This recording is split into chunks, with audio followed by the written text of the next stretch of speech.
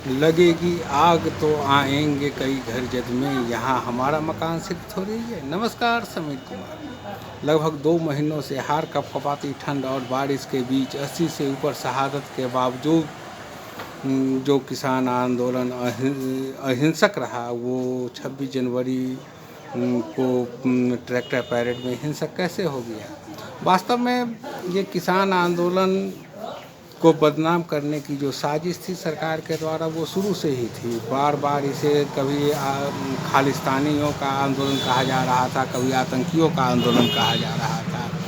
फिर भी वो इस भ्रम तो फैलाने की कोशिश सरकार के द्वारा की गई, लेकिन ये भ्रम सक्सेस नहीं हुई थी। इसी कारण से सरकार को मजबूर होकर के इन किसानों के साथ 11 दौर की वार्ता करनी पड़ी थी। और उसके बाद जब 11 दौर की वार्ता वो बहलाने के लिए कर रही थी, ऐसे सरकार की मंशा ये नहीं थी कि ये किसानों की बात को सुने, और वो किसान आंदोलन को डाइवर्ट करने की कोशिश कर रहे थे। और इसी कारण से संयुक्त किसान मोर्चा ने अपना विरोध रखने के लिए 26 जनवरी के दिन ट्रैक्टर पैरेड करने का निर्णय लिया, और उन्होंने शांतिपूर्ण पैरेड करने के लिए सरकार से रूट मांगे कि हमें रूट दो और मैं इस रूट पे पैरेड करूँगा।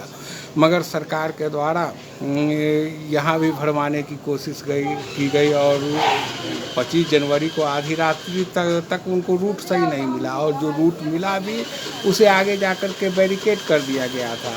और किसान आंदोलन की सफलता इसी से आंकी जा सकती है कि किसान नेताओं के आह्वान पर पूरे भारत से, राजस्थान से, हरियाणा से, पंजाब से, उत्तर प्रदेश से, उत्तराखंड से, महाराष्ट्र से ट्रैक्टरों का एक हुजूम, 3 लाख से ऊपर ट्रैक्टर जुट गए।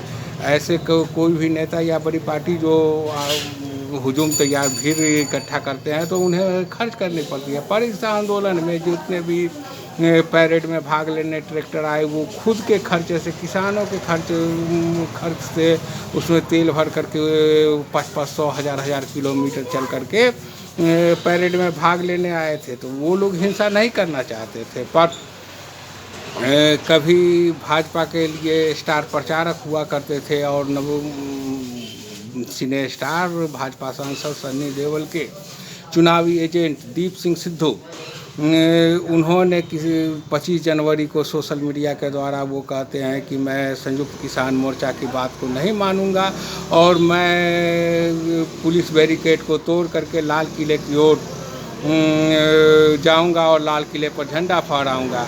आखिर जो मीडिया ये 60 दिनों के आंदोलन को कवरेज नहीं दे रही थी, उनका फोकस लाल किला की ओर कैसे था।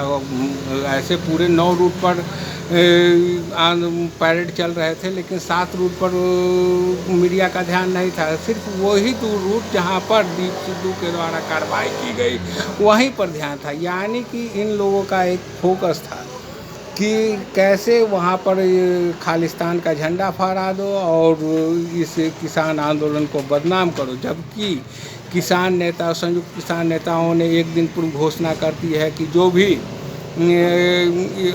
मतलब पैरेड में हिंसक रूप अख्तियार करना चाहते हैं वो इस पैरेड में शामिल ना हो और किसान आंदोलन को भ्रमित करने की कोशिश ना करे। लेकिन आज भी सरकार यहाँ पर भ्रम जो उनका फैलाने का चाल था उसी में लगी हुई है, और ये किसान नेताओं पर जांच, ये वो, ऐसे तो किसी भी आंदोलन की शोभा होती है कि वहाँ आंदोलनकारी पर हुए सरकार के द्वारा केस ये बताती है कि ये आंदोलन कितने बड़े सक्सेस है। लेकिन अगर सरकार चाहती है कि मैं इन किसान नेताओं को जेल में बंद करके इस आंदोलन को समाप्त कर दूंगा, तो ये सरकार की बड़ी भूल हो सकती है। क्योंकि सिर्फ एक किसान नेता की बात नहीं थी कि वो 3 लाख, एक कोई भारत में कौन ऐसा आदमी है जी जो 3 लाख ट्रैक्टरों का हुजूम 20 लाख 15 लाख 20 लाख आदमी को हुजूम को अपने खर्च से इकट्ठा करा दे। और वो इकट्ठा हुए थे, यानी पब्लिक को दिलों में लगी हुई आग है। अगर आप इसे दबाओगे तो ये कहीं ना कहीं अपने ही लोग अपने ही लोगों के घर जलाएगा। इसलिए सरकार को आज भी नरम रुख अख्तियार करते हुए इस 3 काले कानून को रद्द कर देना चाहिए। ऐसे आगे आगे क्या होता है, हम लोगों की भी नज़र बनी हुई है और आपकी भी नज़र बनी हुई है। जय हिंद साथियों।